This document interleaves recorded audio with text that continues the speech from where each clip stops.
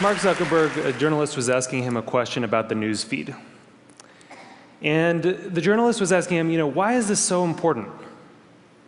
And Zuckerberg said, a squirrel dying in your front yard may be more relevant to your interests right now than people dying in Africa. And I want to talk about what a web based on that idea of relevance might look like. So when I was growing up in a really rural area in Maine, the internet meant something very different to me. It meant a connection to the world. It meant something that would connect us all together. And I was sure that it was going to be great for democracy and for our society. But there's this kind of shift in how information is flowing online. And it's invisible. And if we don't pay attention to it, it could be a real problem. So I first noticed this in a place I spend a lot of time, my Facebook page. I'm progressive politically, big surprise, but I've always gone out of my way to meet conservatives. I like hearing what they're thinking about. I like seeing what they link to. I like learning a thing or two.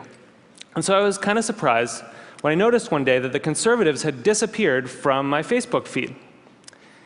And what it turned out was going on was that Facebook was looking at which links I clicked on. And it was noticing that actually I was clicking more on my liberal friends' links than on my conservative friends' links. And without consulting me about it, it had edited them out. They disappeared. So Facebook isn't the only place that's doing this kind of invisible algorithmic editing of the web. Google's doing it too. If I search for something and you search for something, even right now at the very same time, we may get very different search results. Even if you're logged out, one engineer told me, there are 57 signals that Google looks at. Everything from what kind of computer you're on, to what kind of browser you're using, to where you're located, that it uses to personally tailor your query results. Think about it for a second. There is no standard Google anymore.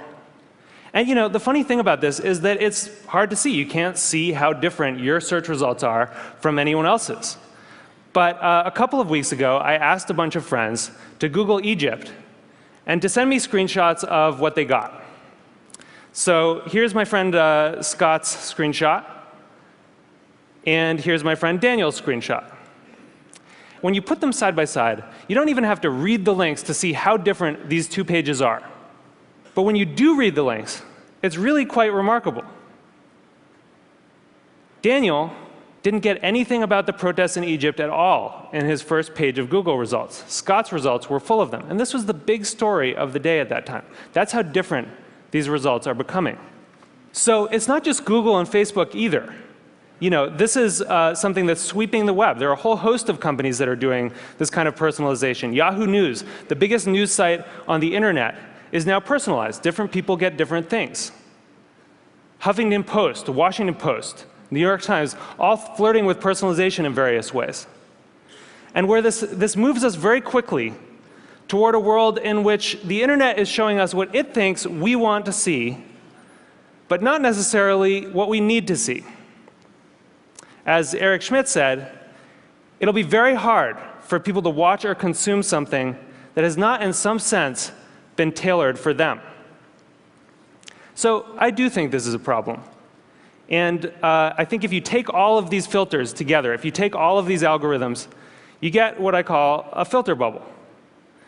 And your filter bubble is kind of your own personal, unique universe of information that you live in online. And what's in your filter bubble depends on who you are, and it depends on what you do. But the thing is that you don't decide what gets in. And more importantly, you don't actually see what gets edited out.